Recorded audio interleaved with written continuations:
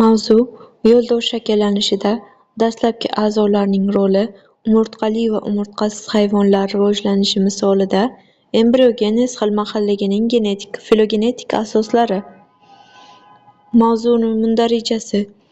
Birinchi reja yo'ldosh shakllanishi, umumiy tushuncha, biologik ahamiyati va asosiy mexanizmlari.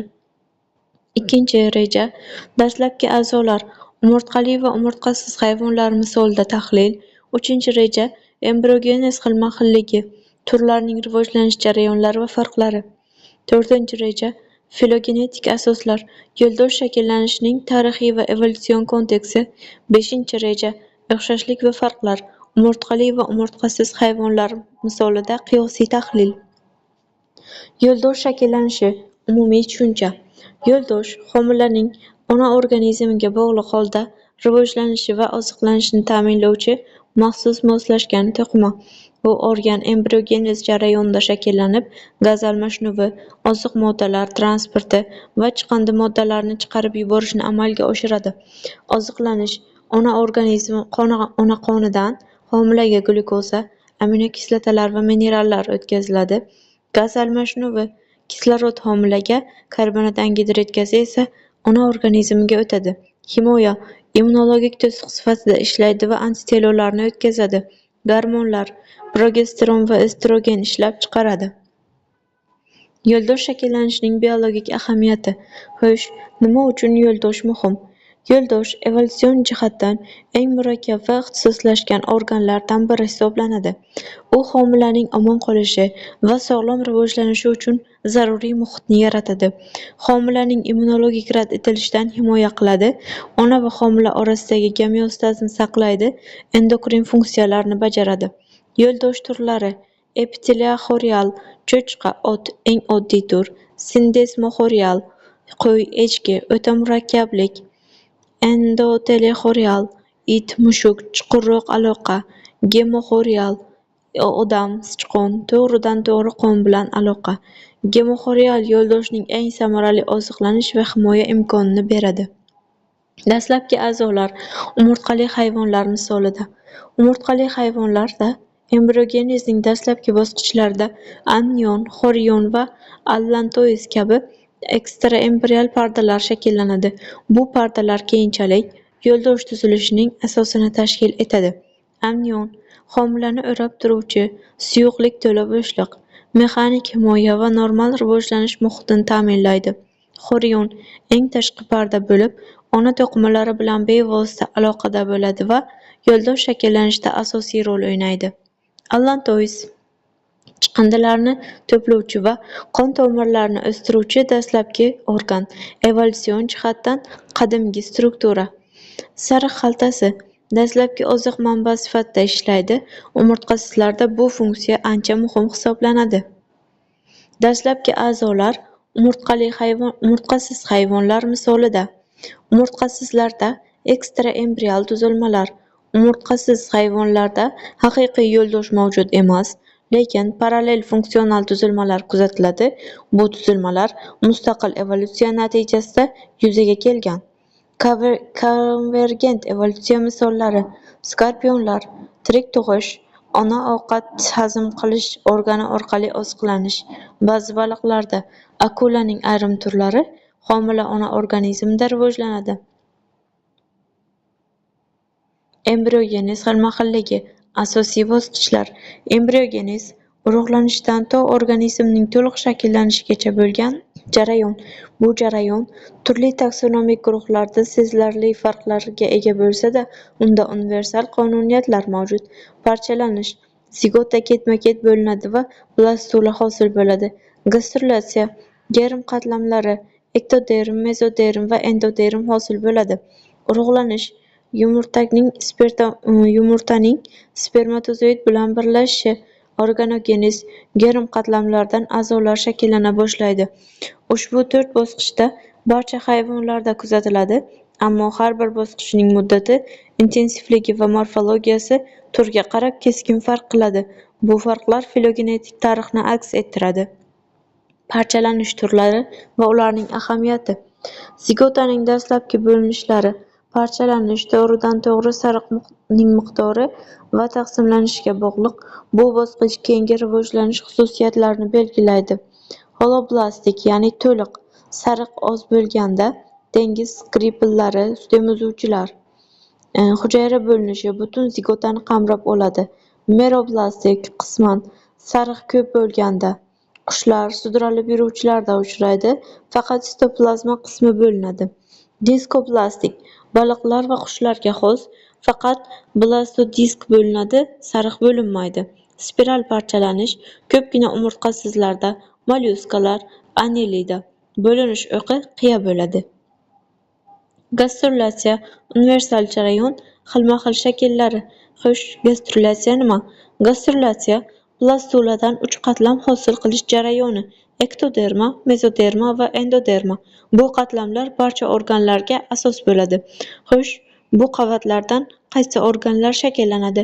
Ektodermadan teri, nerv tizimi, mezodermadan mushak, qon tomiri, skelet, endodermadan hazm organlari, o'pka. Turdagi farqlar: ignoteri invaginatsiya yo'li bilan, amfibiyalar epiboliya va invaginatsiya kombinatsiyasi, qushlar primitiv chiziq orqali, sut emizuvchilar implantatsiyadan keyin primitiv chiziq. Gastrulyatsiya mexanizmlari filogenetik tarixni aks ettiruvchi eng muhim belgilardan biri hisoblanadi. Filogenetik asoslar, evolyutsion kontekst. Yo'ldosh shakllanishini to'liq tushunish uchun uning filogenetik, evolyutsion tarixiy asoslarini o'rganish zarur. Ekstraembrional pardalar va yo'ldosh strukturalari bir marta emas, balki mustaqil ravishda bir necha bor evolyutsiya jarayonida paydo bo'lgan. 540 million yil oldin Kambriyadagi portlash, ko'p hujayrali hayvonlarning paydo bo'lishi va asosiy taksonomik guruhlarga ajralishi. 350 million yil oldin amniota guruhining shakllanishi, amnion, xorion va allantoisning paydo bo'lishi, quruqlikka chiqishi ta'minlanadi. 180 million yil oldin sut emizuvchilarning ajralishi, yo'ldoshli, suмкali va tuxum qo'yuvchi guruhlar paydo bo'ladi. 65 million yil oldin zamonaviy sut emizuvchilarning diversifikatsiyasi, murakkab gemoxorial yo'ldosh evolyutsiyasi shakllanadi. Amniota va anamniotani asosiy farqlash. Amniota, amnion, xorion, allantois, sariq xaltasi quruqlikda ko'payadi, yo'ldosh, tuxum. Anamniota, ekstraembrional pardalar yo'q, suvda ko'payadi, sariq xaltasi oziq. Sut emizuvchilardan yo'ldosh evolyutsiyasi. Sut emizuvchilar orasida yo'ldosh tuzilishi keskin farq qiladi. Bu farqlar filogenetik tarixni va turli ekologik muhitlarga moslashishni aks ettiradi. Konvergent evolyutsiya hodisasi. Viviparlik nima? Viviparlik bolalarning ona organizmida rivojlanib, tirik tug'ilishi. Bu xususiyati hayvonot olamida mustaqil ravishda 100 dan ortiq marta evolyutsiya qilgan. Bu konvergent evolyutsiyaning ajoyib misoli hisoblanadi. Nima uchun bu muhim? Viviparlikning ko'p marta mustaqil paydo bo'lishi shuni ko'rsatadiki, tirik tug'ish tuxum qo'yishga nisbatan ma'lum muhitlarda kuchli selektiv ustunlik beradi. Yirtqichlardan yaxshiroq himoya, temperatura o'zgarishlariga bardoshlilik, ona tomonidan doimo himoya, erta rivojlangan bolalarning yuqori saqlanib qolishi. Embriogenez xilma-xilligining asosiy ko'rsatkichlari. Mustaqil viviparlik. Hayvonot olamida viviparlikning mustaqil ravishda rivojlangan taxminiy soni 100 dan ortiq. Yo'ldosh turlari. Sut emizuvchilarda morfologik tuzilishiga ko'ra yo'ldoshning asosiy turlari 4 ta. Germ qatlamlari. Barcha trioblast hayvonlarda uchraydigan embrional qatlamlar soni 3 ta. Yillar tarixi. Ko'p hujayrali hayvonlarning taxminiy evolyutsion yoshi taxminan 540 million yil. O'xshashliklar. Universal embriologik tamoyillar. Hox genlari barcha bilateral hayvonlarda uchraydi. Har gen klasterlari tananing bo'ylam va shikastlanishdan boshqaradi. Germ qatlamlari ekto, endo, mezo qatlamlardan iborat. Xorda barcha xordalilarda embrional xorda shakllanadi, skelet tizimining birlamchi asosi hisoblanadi. Farqlar: turdagi o'ziga xosliklar. Umurtqalilarda amnion va xorion bor. Nektral naycha orqa tomonda. Mezodermal sometlar bor. Yo'ldosh yoki tuxum qobig'i. Xo'rda birlamchi skelet. Umurtqasizlarda ekstraembrional pardalar yo'q yoki oddiy. Nerv zanjiri qorin tomonda. Segmentatsiya boshqacha. Sariq xaltasi yoki o'zi oziq yo'q. Xittinli yoki kalsiy skelet. Umurtqali va umurtqasiz hayvonlar orasida qiyosiy tahlil. Belgilari: parchalanish turi. Umurtqalilarda radial, bilateral, diskoplastik. Umurtqasizlarda spiral, radial, igna teri. Blastula turi. Umurtqalilarda seloblastula, diskoblastula. Umurtqasizlarda amfiblastula, steroblastula. Anus shakllanishi. Deodorestomiya. Umurtqalilarda, umurtqasizlarda prostotomiya. Selom hosil bo'lishi. Umurtqalilarda enteroseliy, umurtqasizlarda schizoseliy. Yo'ldosh ekstraembrional pardalar. Umurtqalilarda amnion, xorion, allantois yo'ldosh. Umurtqasizlarda odatda yo'q, ba'zi istisnolar bilan. Nerv tizimi o'qi. Umurtqasizlarda dorsal orqa, umurtqalilarda.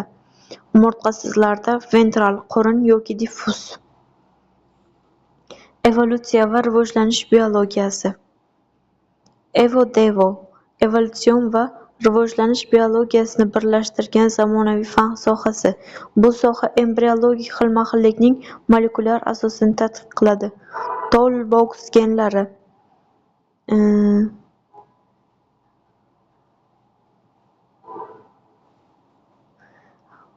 signallar yo'llari milliardlar davomida evolyutsiyada saqlanib qolgan turli a'zolarni shakllantirishda qayta ishlatiladi. Modulyar evolyutsiya embriologik modullar va mustaqil evolyutsiya qilish mumkin. Bu esa bir organizmda tezkor moslashish va xilma-xillikni ta'minlaydi. Heterochnoroniy rivojlanish jadvallarining o'zgarishi. Neoteriy pedogenez va peromorfoz kabi jarayonlar yangi morfologik shakllarning paydo bo'lishiga olib keladi. Asosiy xulosalar: yo'ldosh evolyutsion moslashuv. Dastlabki a'zolar asosiy rol o'ynaydi. Universal qonuniyatlar va xilma-xillik. Filogenetik tarix izlari. E'tiboringiz uchun rahmat.